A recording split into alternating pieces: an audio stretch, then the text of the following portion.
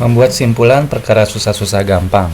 Yang perlu kita ingat, simpulan adalah pendapat terakhir yang berdasarkan pada uraian sebelumnya. Itu artinya, rumusan kalimat simpulan bukan berupa salah satu kalimat dalam teks. Yang perlu kita lakukan adalah membaca keseluruhan teks dengan cermat. Ingat bagaimana cara menentukan gagasan utama dan kata-kata kunci. Kalimat simpulan bisa berupa hasil atau jawaban dari masalah pada teks atau diawali kata-kata jadi, dengan demikian, oleh karena itu, dan lain-lain. Sekilas caranya mirip dengan menentukan topik dan judul ya. Bedanya, simpulan ini berupa sebuah kalimat yang disarikan dari seluruh paragraf. Ayo kita teliti bacaan berikut. Manakah yang paling tepat menjadi simpulan di akhir tulisan?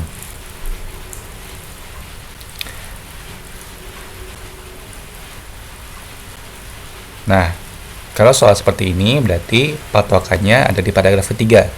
Walaupun kita harus membaca keseluruhan paragraf, keseluruhan teks ini ya, paragraf 1 dan kedua juga.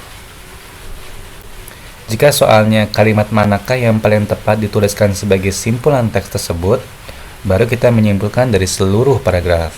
Tapi kalau ini, kita fokus pada paragraf ketiga dan kalimat yang kita pilih harus berhubungan dengan paragraf ketiga. Kita cek satu persatu opsi jawabannya. Yang A, dengan demikian, para peternak sapi dapat mengetahui keberadaan ternaknya di kandang.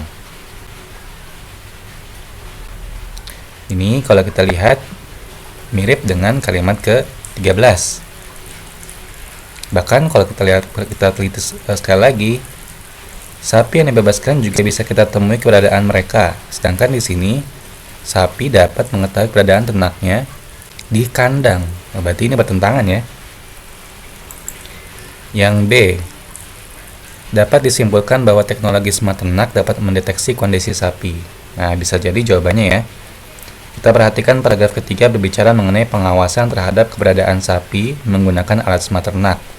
Nah, paragraf sebelumnya berbicara mengenai kondisi sapi sehat, produktif, dan sebagainya. Paragraf pertama yang umum membicarakan tentang program smart ternak.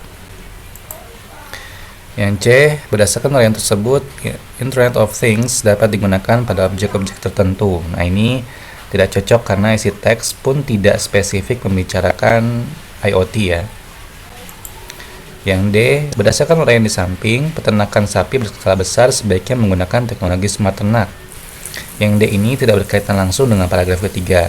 Terlebih, dalam teks tidak secara tersurat dibicarakan mengenai peternakan sapi berskala besar.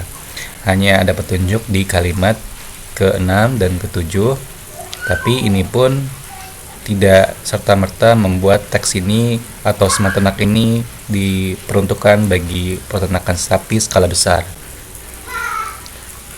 Yang E, jadi sapi yang dilepas dari kandang dapat diketahui keberadaannya dengan alat smart ternak. Nah, yang E ini justru sama dengan kalimat ke-13. Jadi kalimat simpulan yang paling tepat adalah yang B.